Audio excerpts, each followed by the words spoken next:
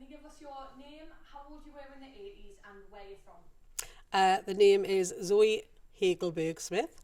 I'm from North Shields. Just want you to tell me a bit about what you did and hobbies and things like that.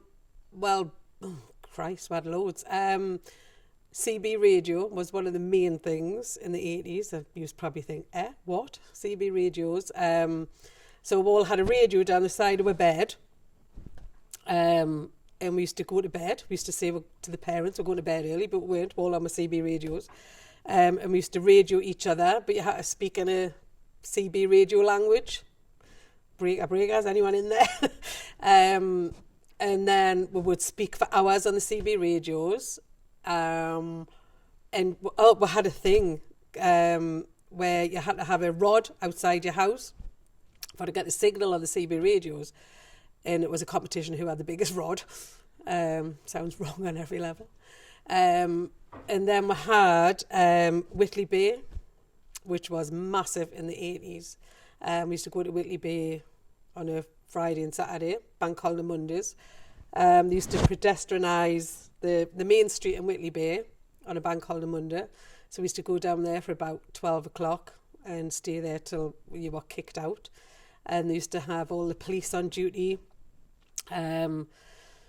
Actually, there was one, there was one bank holiday Monday. We're all down there, and this guy went nuts in Whitley Bay, started going around Whitley Bay with a gun, started shooting everybody. And that was in the 80s. But we still went to Whitley Bay. And then on a Thursday and a Sunday, we would go to town, drink in town in the big market, go clubbing because it was student night on a Thursday. So we'd go clubbing, then we'd leave the nightclub and go straight to work. Cool. So can you tell us a bit about the music you were listening to and maybe give us some examples of bands or... Well, it was kind of mixed in the 80s. But started off with, obviously Madonna was massive in the 80s. We all used to dress like her. Wham was massive. Actually got a rose off George Michael one day in the 80s. And Madness kind of revamped, where you've heard of mods and rockers, and that was all 60s and early 70s. But in the 80s, Madness came out and started it all off again. So we all used to dress in Crombies, and we used to have our mod badges, and we all used to watch Quadrophenia every Saturday night and wear these little silly ties with badges on. And we used to draw a letter M on all our books at school, because we thought we were part of Madness. But Wham, Madonna, Madness, Spandau Ballet. We went through a stage where we all put quiffs in my hair and thought of Spandau Ballet. So we did want to ask about your style. So do you think your style was like massively influenced by the music you were listening to? No, because, well, actually, the early part of the 80s, the late 70s, 79, the fashion came into the 80s, which was kind of sporty. So we'd all used to dress like cricket players. The jump around my shoulders, and we used to wear cycling shorts. So we're kind of sporty. We used to wear tracksuits. We used to think tracksuits were cool. And then neon came in. So we would do, well, still again, it was still sporty. We'd do leg warmers. We used to wear leg warmers on my wrists. Headbands, like we're sweating, but we weren't. It was just the look. And then in the 80s, a lot of women decided they wanted to be business women. So that's when, I mean, before then, a lot of women used to stay home, raise the kids. And then in the 80s, we all decided we wanted to get careers.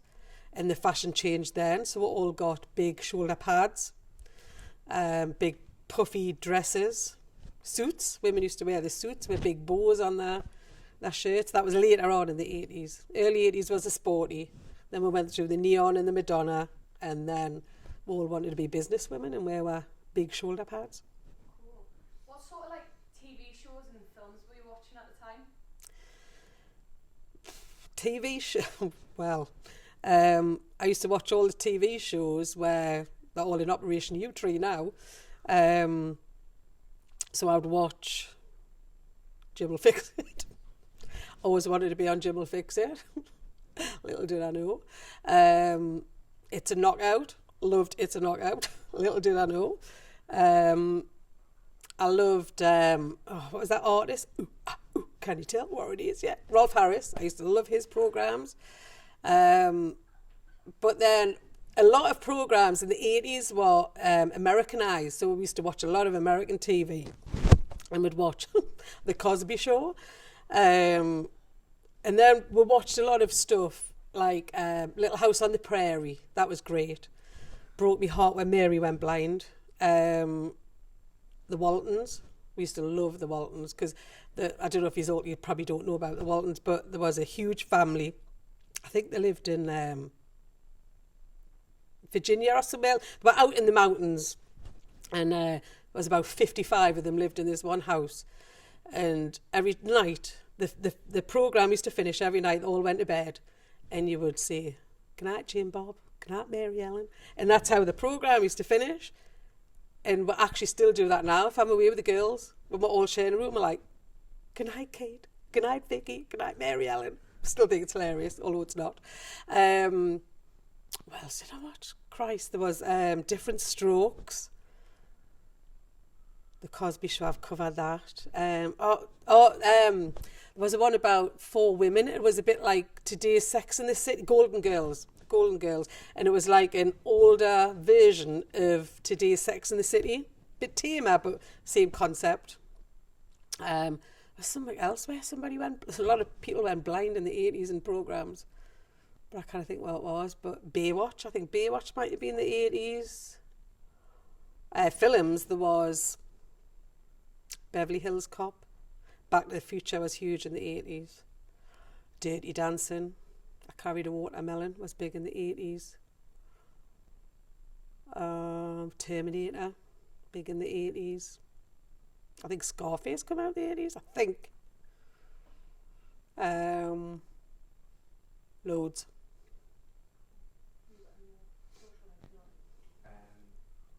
What was like, ask about like the pubs and the clubs, like what was it like at the time, what was it like to go out in Newcastle?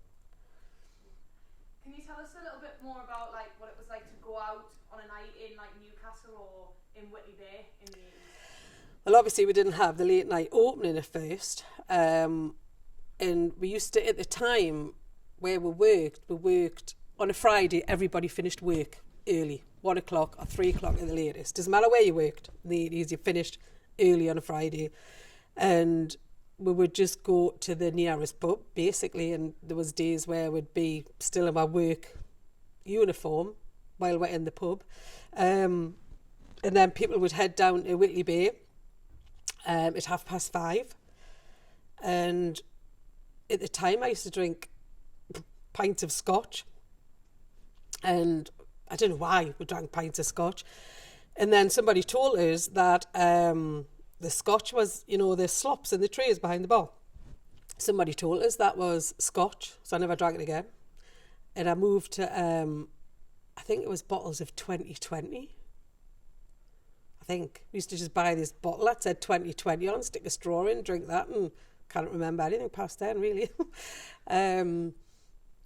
So we'd start off 5:30, have a few drinks, and always remember there was a pub in Whitley Bay called Rio's, and it was owned by the brother of, I think it was the Police. There was the Police. So the lead singer of Police is Sting, so it was his brother that owned the pub. So we thought, we're dead cool going in there, and we used to go in, and we went in there for, I think it was my 18th birthday. And the pub next door was 42nd Street. You had to be 21 to get in. So I'd gone out, and the bouncer from Rio's was the bouncer at 42nd Street. It's gone in, had me 18, they had a banner on with badges. And then the following night, I tried to get into 42nd Street, he wouldn't let us in. It's like, why? He says, you were just celebrating your 18th the night before Rio's. You've got to be 21 to get in here. Never let win. But after that, they dropped the age on there, and we started going in. But then another pub opened, which I can't remember the name of, on South Parade, and he put a DJ on in the pub, and we thought it was so cool. So everybody left them pubs, and we used to start going to, I can't remember the name of it. on South Parade, and everyone started going in there instead. Great night out. So, I want to talk a little bit about housing. Can you tell us what kind of houses you were living in the 80s? Well, I think it was late 70s. We were all still in private landlord flats. And then council housing got huge. And we all got allocated council houses. And we thought were so cool because we had a downstairs toilet. It was amazing. And we'd walk into this house and you'd have a kitchen. You'd have a stairway and a passage with a downstairs toilet, upstairs toilet, 3 bedrooms, and a living room and dining room. And we thought, well, the bee's knees. We actually thought, well, the bee's knees. And then you had a front garden and a back garden. Christ, front garden and a back garden. And then after a while, well, the right to buy come in. And then you could buy a council house or you could swap your council house. So you could speak to people where you wanted to live and see if they wanted to swap, and you would swap. We actually swapped our house one year. And I changed my school as well when I swapped house. Do you think the right to buy scheme was a good idea? Yes, it was a good idea. It just didn't work through Thatcher. But yes, it was a brilliant idea. And at the time, it wasn't a good idea for what was planned for the north, because the south's getting richer, but the north was getting poorer.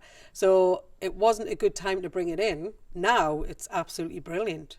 You know, people want to buy their grandparents' houses or their old family houses. It's absolutely brilliant idea.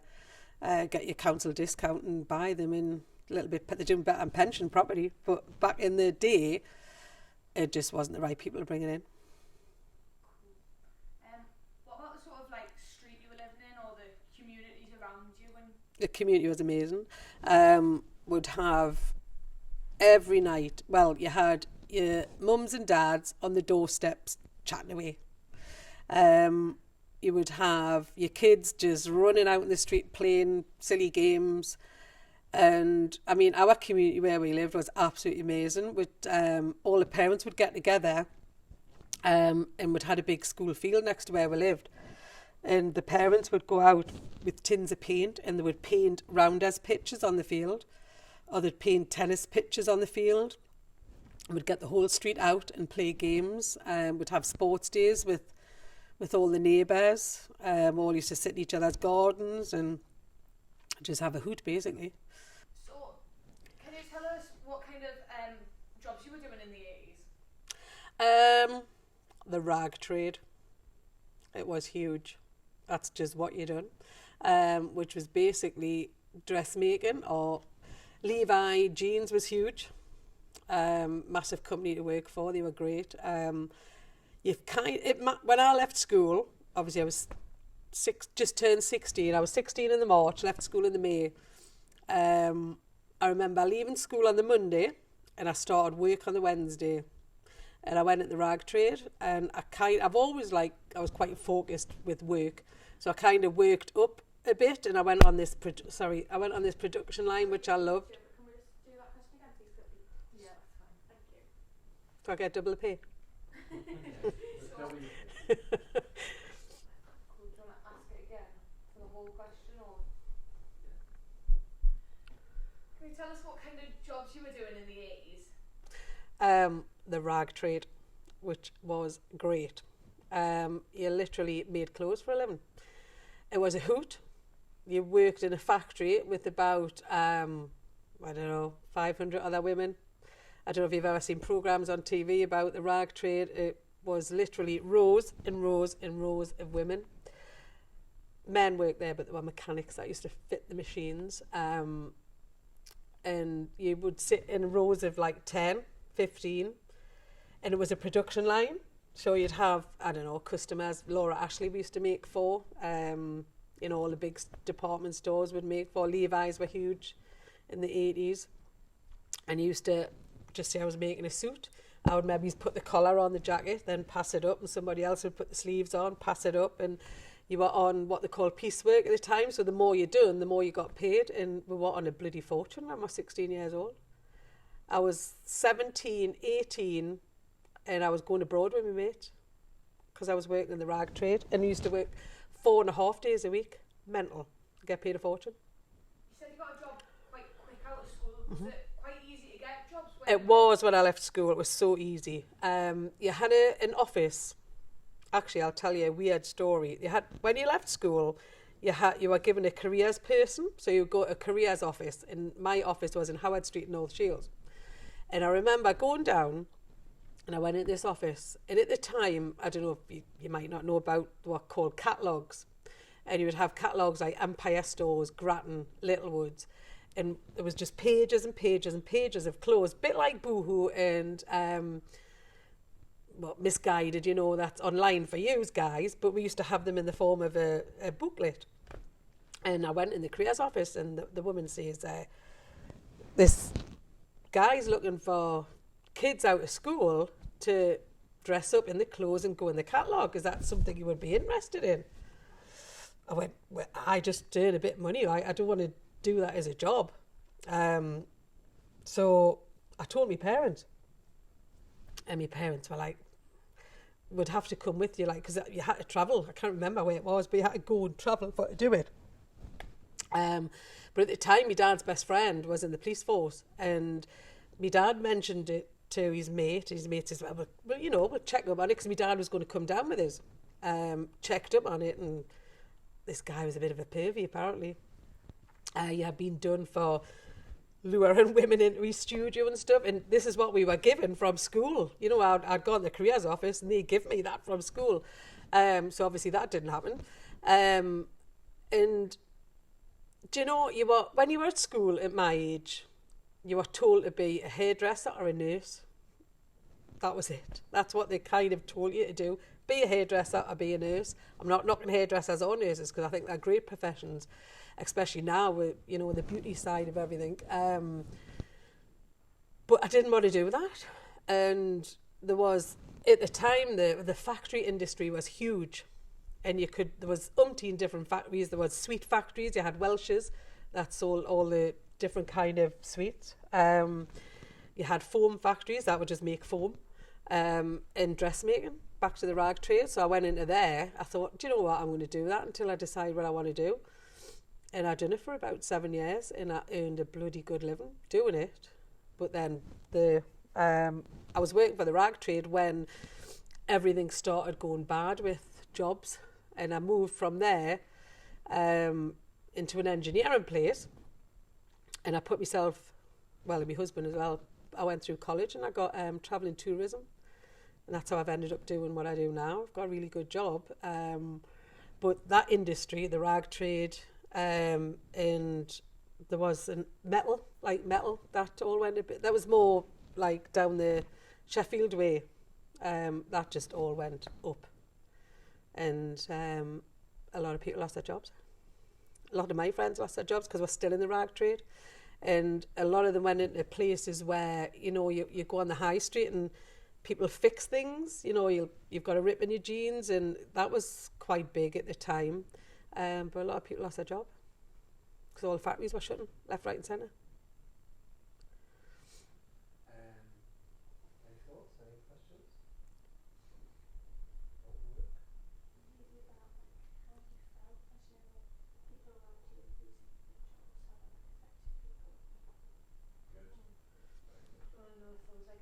Support there as well, as you know how there's like free job centres and stuff. Well, so you said work started disappearing, people were losing their jobs. What was that like seeing that, and was there any kind of support for people? Do you know what? People did lose their jobs in the factories, but you know, when we were brought up, we're grafters. Everybody found something. You know, I'm kind of contradicting myself a little bit because I'm saying unemployment was, but there was things out there that you could do, and a lot of people found that. You know, I don't know if they went and worked in the local corner shop, or if they went and worked in a supermarket, which was great. You know, a lot of my friends did find work. A lot of my friends moved away. I know a lot of people that worked away, but I do know a lot of people that didn't get jobs as well. But do you know what? We're Geordies. We don't let stuff bother us, really. On that side of it, I mean, obviously, a lot of things happened in the 80s that did bother people, but a lot of my friends, I'm speaking just my friends, I'm not speaking of Geordies in general, just got on with things. I was part of the union, and they were great. They done everything for you. A little bit over the top. If it was cold, we'd walk off the shop floor and go in the canteen and have 4 cups of coffee and a cigarette before we decided to go back on the floor. Silly stuff that you just don't even think about now. They were good, yeah. The unions were absolutely brilliant. They had your back. My husband, where he works now, is still actually part of a union in 2019. Not many places have got a union now. A lot of places have got HR, which is the modern day unions. Not the same. I'm not knocking HR because, you know, we get a lot of good out of HR. But the unions were just great. We had a hoot with the unions. You could just, I don't know, silly things. My heels are too high to work today. Get the union. In the 80s, you said earlier there was a change for women. What was it like for equality for women in the workplace? Well, it was fine. We weren't treated any different, to be fair. Early 80s, like I say, it was you went into the rag trade or you were a nurse or you were a hairdresser. And then it was later on in the 80s when styles changed and it was all the TV programmes like Dallas and Dynasty come out and women were in oil business. You know, Power came out and they had these big shoulder pads and women worked for companies and they were like, do you know what? I just don't want to be on the shop floor. I want to work my way up. I want to be higher. So these big puffy dresses come in and heels and shoulder pads and big perms. And women just kind of thought, I can do what you can do. I want to work my way up and have a good career. The late 80s, end of the 80s, it kind of changed. And there was a move. I remember watching a movie. I don't know if it was the 80s. I'm rubbish with dates. Was Melanie Griffiths called Working Girl. And she was like this career, worked her way up to be a career. It's a bit like an old-fashioned, what's that girl called when she became the lawyer? She was always in pink. Legally Blonde, yeah. Sorry. It was a bit kind of like that, but in the 80s. And she used to wear the big puffy dress with the shoulder pads and perm, and women just wanted to be career women. So, obviously, Thatcher was a big thing in the 80s. What was your opinion? Do you know what? I didn't have one at first. Like I say, I was a daft teenager. I was working, getting good money, just wanted to go out with my friends, go on holiday with my friends, get nice clothes while I worked in the rag trade. So we used to make our own clothes on a lunchtime to go out with that night. And do you know what? It didn't really bother us until the miners' strike happened. I think it was 84 to 85, I think. I'm not good with dates, like I've said. And I still didn't relate to it, or even though, you know, I knew people who went through the miners' strike, I still didn't get it because I was just a daft teenager. One Christmas, I was out shopping. God, I'm going to get emotional again. And there was a cheap shop on the bottom road in North Shields. I can't remember what it was called. It was like a bit of a Poundland, but it wasn't Poundland. And I always remember these guys were walking around with, you know, the basket to get when you go into a supermarket, and they were just going around the shelves and they're chucking all these toys in the basket. Maybe nosy. I was in there buying a aftershave kit for my dad for Christmas. Mandate. And I remember I went up to this guy because I'm nosy, and I says, "What are you doing?" I says, "He's just fill," and he says, "We're buying Christmas presents for the miners' strikes kids." because I didn't have a penny to buy the kids anything at Christmas. And from then, it proper touched us. And I remember thinking, freaking hell, the families had nothing. And then I remember a guy called Arthur Scargill. He was the union guy that was on the side for the miners. And what happened was, I think Thatcher wanted to close the mines. And obviously they went out on strike to stop the closure of the mines. But it went on for 12 months, and families didn't get... Those families split up because of it. There was marriages split up because there was a picket line, and people crossed the picket line, went to work because they were that desperate. Desperation split families. It was awful. I actually know a guy, I'm not making this up, who lived in Sunderland, and he opened up a shop in a pit village at the start of the miner strike.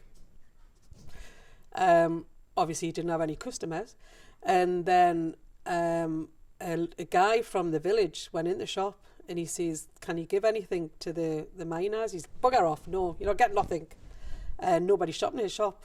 And then come February, he said to his brother-in-law, he says, come and have a look, I'm going to get people in my shop, come and have a look what I've done. And his brother-in-law walked into the shop, and he'd done a full Valentine's section, and Valentine's cards and Valentine's gifts. And his brother's like, what are you doing? They can't afford to buy food. They're not going to buy their wives, Valentine's. And obviously his shop shut, didn't do any business. But it was, it was just awful. You were watching it on the telly every night. You were coming in and it was on the news, and people trying to cross the picket line was just, I've never seen anything like it in my life. And that's the story I told earlier, when the kids were going to watch the football and the Southerners were chucking £10 notes in their face. They weren't chucking it at them, they were whapping the notes in their face, and it's just awful.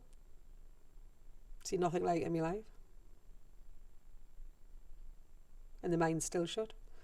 When they all went back to work, still got shut. So the whole family splitting up, and I mean, I'm not speaking on behalf of a miner. They might think it was worth it for them. I honestly don't know. I'm just speaking from what I've seen as a daft teenager watching it on TV. It was just sad and awful, horrible. But that story, I'll never ever forget that. It proper, every Christmas I do actually think of it. I'm not making this up, I actually do think of it every Christmas. I remember that kid going, because I remember a toy put in the basket as well, and it was this scruffy doll that hardly had any hair. It was just daft, and it was just awful. Sad.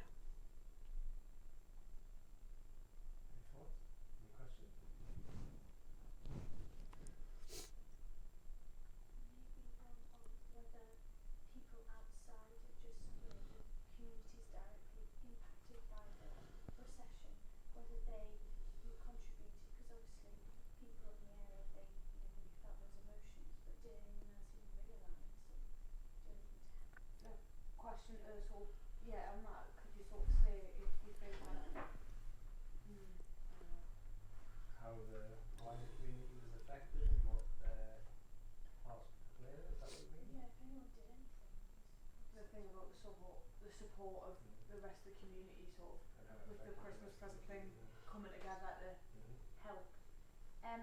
So, do you think in the community it had sorry, I'll rephrase that. Do you think when the miners' strike started happening, the community sort of banded together around people to help, or do you think it was more of a division? Well, there's both. There's a lot of division. The families. You know what? I didn't have a lot to do with it. My family weren't affected by it, and I don't mean that awfully, but I just wasn't involved with the miners' strike as such. But I do know communities did do a lot. I know people donated, and there was food packages put up, and like I say, with the Christmas presents put up. To a scale I honestly don't know. Like I say, I was a daft teenager at the time, but there was certainly people brought together. There was friends made during it through, people giving to to people who had nothing through the miners' strike, but there was a lot of families ripped apart as well. But I don't know that much about it in depth because, like I say, at the time I was a teenager, selfish teenager, just getting on with my life, watching the news, and till like I say, that one day I was affected by the guy shopping, which wasn't very nice, and I did watch a bit more about it on the news and stuff, but other than that, it was just kind of, I mean, you know, even Arthur Scargill, we used to laugh at his hair. He used to have these couple of strips going across his head. We used to laugh at him. Silly, stupid, but that's what I can really remember about the miners' strike. But I do know Thatcher brought it in she wanted to close the mines, and they didn't. The strike for a year, and they closed anyway. Still in full call from other countries today. Could you maybe ask, like, if you think that it, like, still impacts for now, kind of thing, like, if, like, the effects of it are, like, still, like, 20 years later, and, like, you know, like, Labour versus Tories and the North East being quite Labour still. Definitely. Do you think the impact of the miners' strike and things with Thatcher are still affecting us now? I would imagine it's still affecting them families that the miners' strike affected, yeah, for sure. You know, we've still got our pit villages in the north, Ashton and Sunderland, and yes, I think it's still affecting them. I think a lot of people on the outside, do they think about it on a day-to-day basis? No, I don't think they do. But yeah, I do. I do think it's still affects a lot of people. I was actually having a conversation with one of my friends who's getting married shortly, and I was wedding dress shopping with her a couple of weeks ago, and we're sitting having a drink, and I didn't realise her family was affected by the miners' strike. We got on about the miners' strike, and she was newly married at the time. Obviously, this is a different marriage.